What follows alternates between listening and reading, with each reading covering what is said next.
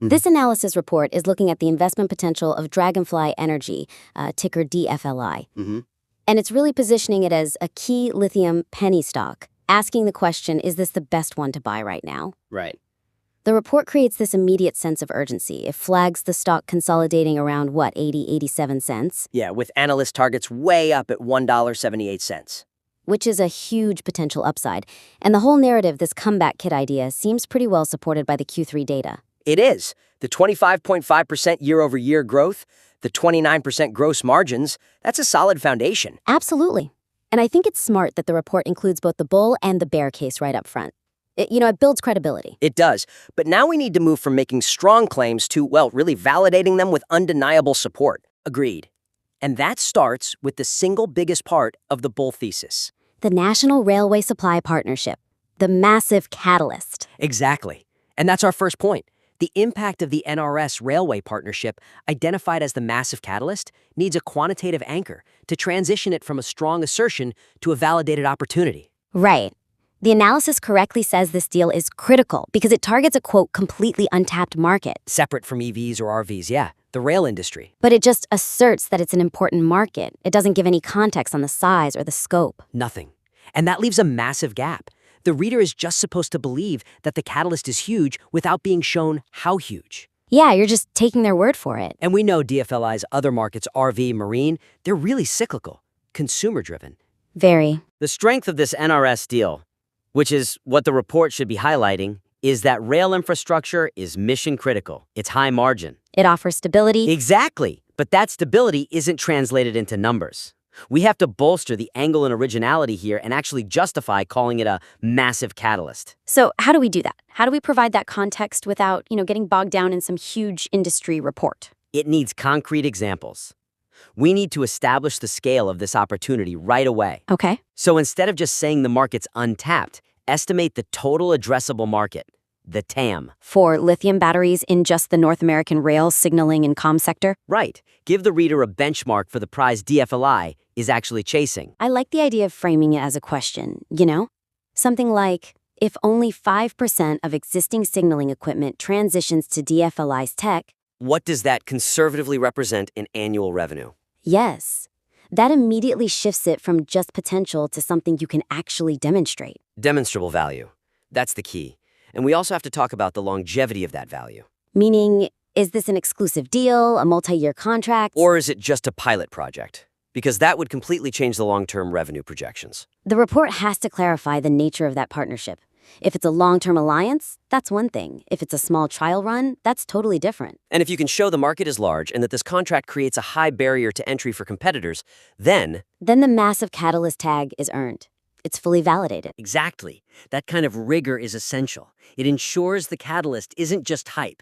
It's a new fundamental floor for the company. Okay, so let's pivot from there to the financing side of this, the institutional confidence. Right.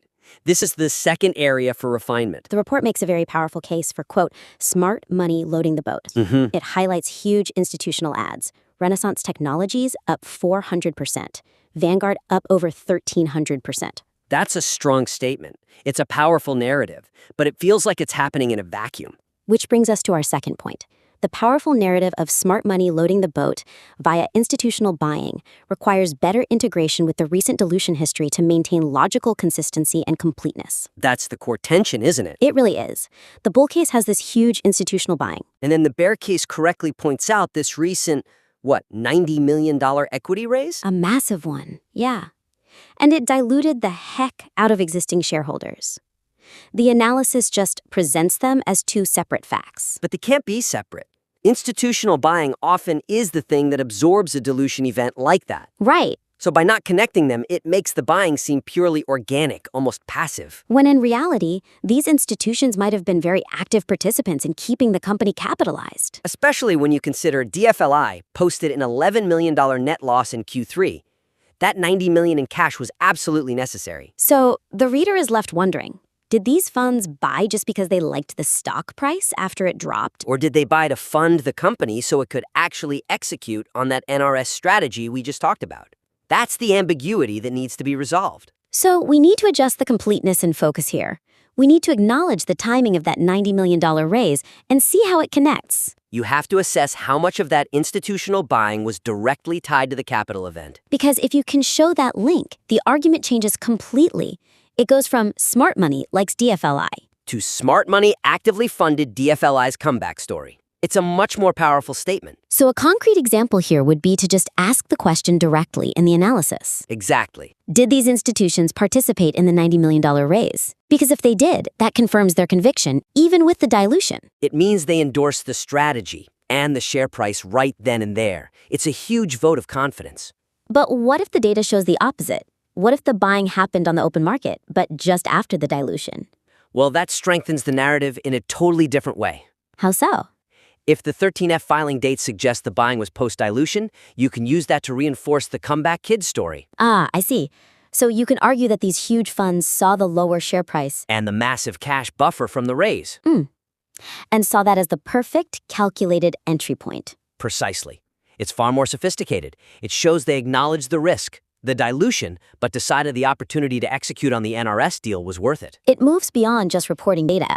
It's offering real strategic insight into investor thinking. And it completely resolves that apparent contradiction in the financial story. Okay, that makes perfect sense. And that actually leads us right into our third point, which is all about actionability. The when. Exactly. The report tells you the what and the why, but the when feels a little bit isolated, Yeah, the technical analysis is there, but it feels tacked on, like an appendix. which is our third critique. The technical analysis setup is currently presented as a separate appendix. Embedding the technical trigger points into the fundamental bull case would maximize the report's actionable urgency. The data itself is good.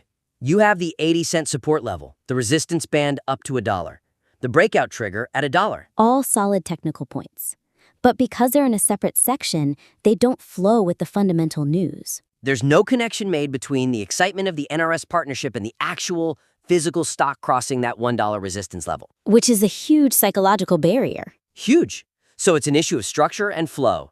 The technicals need to frame the immediate investment strategy. They have to be the mechanism for the thesis to actually play out. So how do you do that? How do you weave the technicals into the main story without it feeling clunky? You use language that marries the two concepts. In the urgency section, for instance, Okay. instead of just listing the high price targets, you integrate the technicals. You say something like, the fundamental story, the NRS deal, the institutional buying, that provides the fuel. But the technical trigger at $1 is the ignition, There you go. A high volume cross above $1 moves the stock into a blue sky zone. where the path is clear to those higher analyst targets. Exactly. That framing turns the technical data into an immediate, measurable goal that's powered by the fundamentals. It gives the investor a checklist. And you can also use the technicals to frame the risk, which for a penny stock is, well, it's everything. Absolutely critical. That 80-cent support level, the report calls it the floor. Right. But it shouldn't just be a static data point. It needs to be presented as the defined risk metric. So you explicitly use the 80-cent floor against the 178 price target. And that defines your risk-reward ratio right there. It reinforces a responsible tone, acknowledging the volatility. You're not just saying this stock is volatile. No, you're saying this analysis clearly defines the level of risk we're willing to accept for this thesis to play out. It gives sophisticated readers a concrete exit plan if things go south. By making the technicals the action plan for timing and the risk metric for managing volatility, you make the entire report vastly more actionable.